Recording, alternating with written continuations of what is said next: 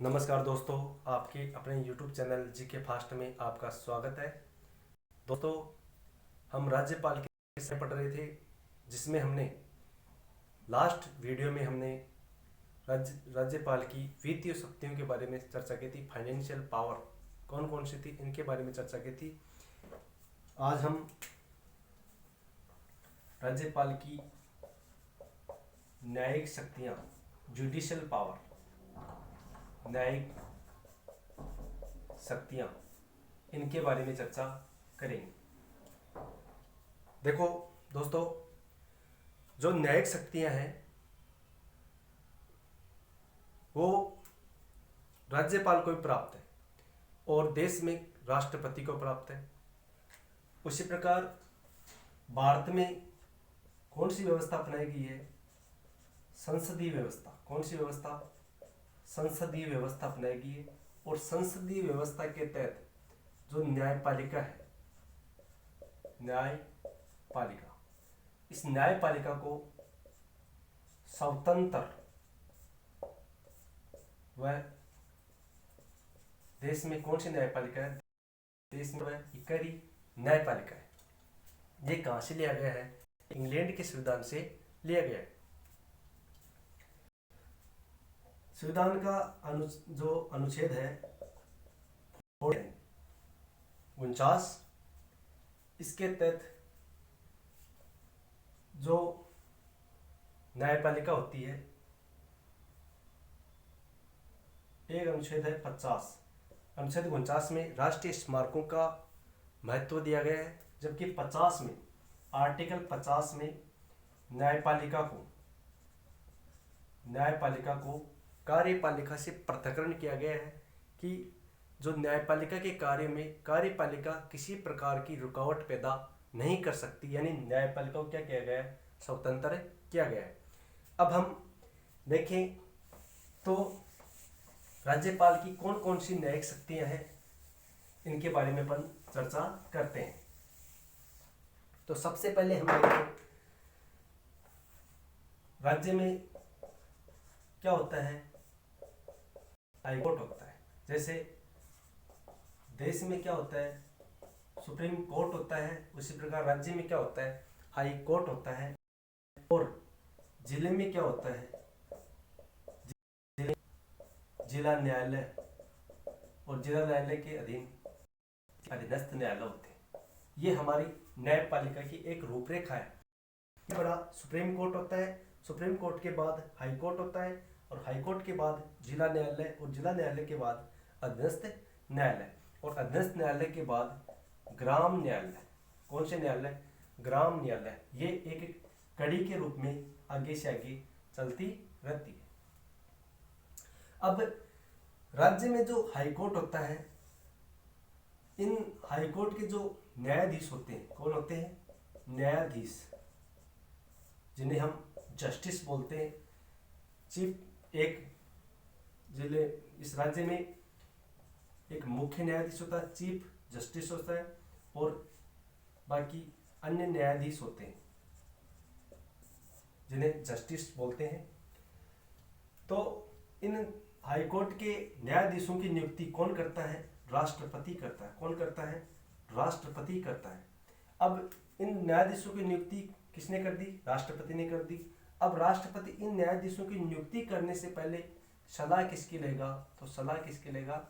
राज्यपाल की लेगा। तो ध्यान रखना, हाईकोर्ट के मुख्य न्यायाधीश की नियुक्ति कौन करता है? राष्ट्रपति करता है। और इन नियुक्ति करने से पहले सलाह किसकी ली जाती है? संबंधित राज्य के राज्यपाल से, यानी जिस राज्य में न्यायाधीशों की नियुक्ति की जानी है, उसी राज्य के राज्यपाल से नियुक्ति से संबंधी सलाह ली जाएगी। ये बात किस अनुच्छेद में कही गई है? तो अनुच्छेद 217 में कही गई है। और राज्य कार्यपालिका का उल्लेख भाग 6 अनुच्छेद 214 से 237 तक राज्य में न्यायपालिका का उल्लेख किया गया है। तो ये स्पेशल ध्यान रखना कि अनुच्छेद 217 के तहत उच्च न्यायालय के न्यायाधीशों की नियुक्ति की जाती है, और किसकी सलाह पर की जाती है? राज्यपाल की सलाह पर की जाती है। अब अगला एक अनुच्छेद आता है आर्टिकल 219, आर्टिकल 219। अब राज्यपाल की सलाह से इन न्यायाधीशों की नियुक्ति हो जाती है। अब राष्ट्रपति इन्हें राज्य में भेज देता है। कहाँ जाते हैं ये राज्य में आ जाते हैं। और राज्य में कौन होता है? तो राज्यपाल होता है। कौन होता है? राज्यपाल होता है। इस राज्यपाल के द्वारा इन न्यायाधीशों को क्या दिलाई जाती है? शपथ दिलाई जाती है। यानी न्यायाधीशों की शपथ का उल्लेख कौन से अनुच्छेद में है? 219 में। अनुच्छेद 219 में राज्य न्यायालय के यानी हाईकोर्ट के न्यायाधीशों की शपथ का उल्लेख किस अनुच्छेद में है? तो 219 में। और शपथ कौन दिलाता है? राज्यपाल दिलाता है। और इनकी नियुक्ति कौन करता है? राष्ट्रपति करता है। एक अनुच्छेद आता है, अनुच्छेद 233। अनुच्छेद 233, राज्य में न्यायाधीशों की नियुक्ति होगी, इनकी शपथ होगी। अब क्या करता है राज्यपाल? राज्य में हाईकोर्ट से नीचे कौन से न्यायालय होते हैं? जिला न्यायालय होते हैं। और जिला न्यायालयों में जिला न्यायाधीशों की नियुक्ति करता है। किनकी नियुक्ति करता है? जिला न्यायाधीशों की नियुक्ति कौन करता है? राज्यपाल करता है। किसकी सलाह पर करता है? तो हाईकोर्ट के मुख्य न्यायाधीश की सलाह पर जिला न्यायाधीशों की नियुक्ति की जाती है। एक अनुच्छेद और आता है जिसके तहत जिला न्यायाधीशों और जो संघ लोक सेवा आयोग है, राज्य लोक सेवा आयोग है, इन सदस्यों की सिफारिश पर अन्य न्यायाधिकारियों की नियुक्ति भी की जाती है। अनुच्छेद 234। अनुच्छेद 234, अनुच्छेद 234 के तहत जिला न्यायाधीशों तथा जो राज्य लोक सेवा आयोग के जो सदस्य होते हैं उनकी सलाह पर राज्यपाल के द्वारा अन्य न्यायाधिकारियों की नियुक्ति की जाती है। किस अनुच्छेद के तहत? 234 के तहत। इसके अलावा हम देखें तो अनुच्छेद 161, अनुच्छेद 161 के तहत राज्यपाल को क्षमादान का अधिकार है। कौन सा अधिकार है? क्षमादान का, यानी क्षमा देने का। राज्यपाल क्या कर सकता है? राज्यपाल सजा कम कर सकता है, इसे माफ कर सकता है, प्रकृति में जो सजा की प्रकृति है उसमें परिवर्तन कर सकता है। सजा की जो प्रकृति है उसमें क्या कर सकता है? परिवर्तन कर सकता है।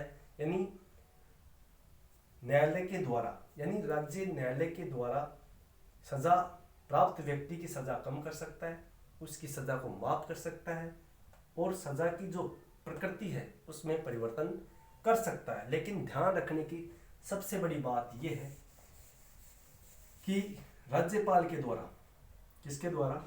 राज्यपाल के द्वारा जो मृत्युदंड होता है, कौन सा दंड? मृत्युदंड होता है, इसमें कोई परिवर्तन नहीं कर सकता। किसमें? मृत्युदंड में कोई परिवर्तन नहीं कर सकता। मृत्युदंड में परिवर्तन कौन कर सकता है? तो राष्ट्रपति कर सकता है। कौन कर सकता है? राष्ट्रपति कर सकता है। इसके अलावा राज्यपाल हाईकोर्ट से सजा प्राप्त है, यानी कौन सी सजा? मृत्युदंड। और आर्मी जो कोर्ट है, इन आर्मी कोर्ट के जो फैसले हैं उनमें राज्यपाल परिवर्तन नहीं कर सकता। किनमें? हाईकोर्ट के द्वारा किसी व्यक्ति को मृत्युदंड की सजा दे दी गई और आर्मी कोर्ट के जो फैसले होते हैं, हाईकोर्ट के मृत्युदंड के फैसले और आर्मी कोर्ट के जो फैसले होते हैं, उनमें किसी भी प्रकार की राज्यपाल कोई परिवर्तन नहीं कर सकता है। आई होप दोस्तों आपको वीडियो पसंद आया होगा। वीडियो पसंद आए तो इसे लाइक करें, अपने दोस्तों में ज़्यादा शेयर करें। आप वीडियो को शेयर नहीं करते हो, चैनल पर पहली बार विजिट करें तो चैनल को सब्सक्राइब करें। आपको रोज़ सुबह 10 बजे एक वीडियो उपलब्ध हो जाएगा। मिलते हैं अगले वीडियो में, तब तक के लिए जय हिंद जय भारत।